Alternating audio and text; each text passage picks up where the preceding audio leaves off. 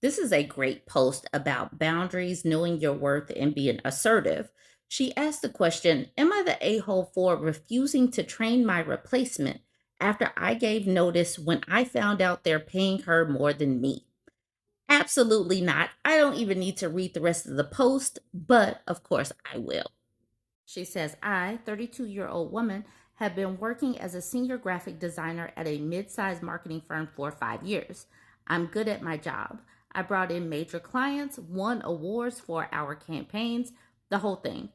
I've asked for raises twice in the past 3 years, and both times was told budget constraints, but got 2 to 3% cost of living increases. The interesting thing right there, sometimes people say women don't get raises because women don't ask for raises. This woman asked for a raise. 2 weeks ago, I accepted a position at another company for significantly more money. I gave my standard 2 weeks notice, and my boss seemed fine with it, said he understood. Yesterday, my boss introduced me to my replacement, Jessica. He pulled me aside and asked me to spend my remaining time training her and getting her up to speed on all my projects and clients. Sure, whatever, that's normal. Here's my problem. Jessica and I grabbed coffee to chat about the role, and she mentioned how excited she was about the salary. Then she told me the actual number. She's making 15,000 more than what I was making for the same position with less experience than me. She has 2 years in the field. I have 8. I went back to my boss and asked him point blank if this was true. He got uncomfortable and said, well, the market has changed and we had to offer competitive rates to attract talent. I said, so you had a budget for a competitive salary, just not to keep me? He didn't really have an answer. I told him I'd finish out my 2 weeks and wrap up my own work, but I'm not training Jessica. That's not my responsibility, especially now that I know they valued a new hire more than a loyal employee who's been here for 5 years. I feel like I'm justified. Like, why should I go above and beyond for a company that clearly didn't value me?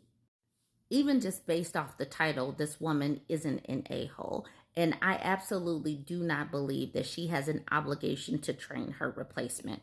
That's what the training people are there for. That's what the HR director is there for. There has to be somebody there that's there that can bring her up to speed. She should just leave, but she's not going to do that. She's been there for 5 years. She wants to be able to keep them on her resume. So I think that she should just do her job that she's been paid to do, which wasn't enough money, clearly, because she's jumping ship. But this is what women face. But the crazy thing about this, and I do recognize that this is Reddit and this could be a work of fiction. I do recognize that. But women asking for raises, women being turned down for whatever reason, let's not act like this doesn't happen. But where she is doing something different. I love that she said, all right, y'all don't want to pay me. I'm going to keep looking. And she went out and she found another job. And we see this. We see in the marketplace right now, in the labor force right now, where women will take a lower paying job, maybe one that's just okay, it pays the bills, but is not where they ultimately want to land.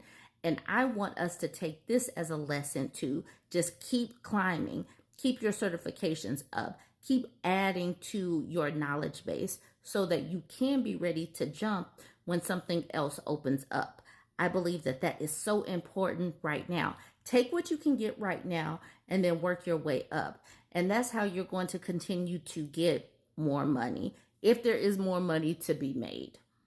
Can't Panic says, you are not the a-hole, they are the a-hole. Tasty Comfortable said, happened to me. I was showing a new engineer the ropes. He was from our industry but wasn't familiar with our equipment. I found out he was making more money than me, and I refused to provide any more help or training. I told all my workmates, and they took the same stance. My manager accused me of creating a hostile work environment. I asked why he was paying a new hire more, and he had no answer. We got our union involved, and after a short work to rule, we all received a pay raise. I don't know what work to rule means, but regardless, they got a pay raise because they stuck together. This is why in times past, they didn't want you talking about what you were making. That especially was important for, the whole racism and sexism, because they didn't want to pay colored folks the same as they were paying the white folks. And they definitely didn't want to pay women the same as they were paying men for the same job. So they were like, just keep everything hush hush. But now people are wanting more transparency. And this is the reason why, because why are you giving this person more money and he came here afterwards? And so that's another reason why the whole DEI situation, it just falls flat for me, because we know good and well that there are some people that get a little bit more cushion, get a little bit more privilege than others, get a little bit more money, a little bit more perks simply for being white or male or white and male. Let's be real about it. Cora Zontek says, congrats on making a real change for all your colleagues. This is the power of workers, and I love hearing these kinds of stories. We have to advocate for ourselves. No one else will. Kent Hardley says, direct action gets the goods. Lean Heart says, depends on the organization. This part is funny. My last boss would happily fire the department, accepting the one new guy, rather than part with a penny more, even at the detriment of the business as a whole. That's just dumb. Captain Katsu says, well, he said he's in a union and got them involved. Might be a little bit harder than just firing everyone. Majestic Animator says, this is why we need unions, organization, and solidarity. Always tell your coworkers what you make. Crom the Conqueror says, I used to never do that, thinking it would create workplace drama. Not anymore. You should get paid what you're worth. You should think about it, says, I've never seen it work out to my benefit. Never. Every time I share my pay, it's just me sharing my pay. People say this because they want a one-way street of information directed at them. Two Birds Baby says, anyone who thinks we'd be better off without unions is either naive as F or greedy as F. And in my experience, it's usually the latter. Just some twat waffle says, or stupid AF. Don't forget that one. There are tons of just plain stupid MFers out there in workplaces. Life Son says, I'm pro-union, but at the same time, I know unions help a lot of stupid MFers stay employed within the union. Just some twat waffle says, that's fully true. The point of the union is to keep stupid people employed as well as the smart ones. It's just too bad they don't advocate for themselves through their voting. Would this have been you? What Comfortable Bunch says, truthfully, I would have changed my resignation to effective close of business. And then Shu says, you mean close of that meeting. F that and F them. Is that you? Do you land there? Viking Diplomat says, nod and smile to the end of the discussion. Go back and ensure you have everything personal off your workstation. Then let them know you're quitting effective immediately.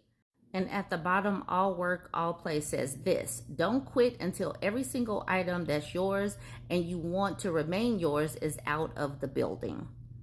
I'll end it with this screenshot. Cloudy Lemonade says, focusing on completing your own task is sufficient, and you aren't required to train a replacement who is being paid more than you. You don't deserve to work your butt off in an environment that can't value your hard work in the first place. Positive Conspiracy says, their tasks are what the company says they are. They may feel spiteful, and that's a them thing. And if they act out of spite, that's unprofessional and on them. Yes, it sucks what they went through, but it's not a surprise. And no, if training someone is not written into her requirements or whatnot, she does not have to do that. That is, this person just wants her to do work for free. Absolutely not. I would say no. That's not in my job description. And that's what they're saying at the bottom. OP tasks are what OP's contract says they are. And if it's not in the contract, she doesn't have to do it. Anyways, like I said in the beginning, this is all about boundaries, being assertive, and advocating for yourself. Let me know what you think about all this. Don't forget to like, comment, and share.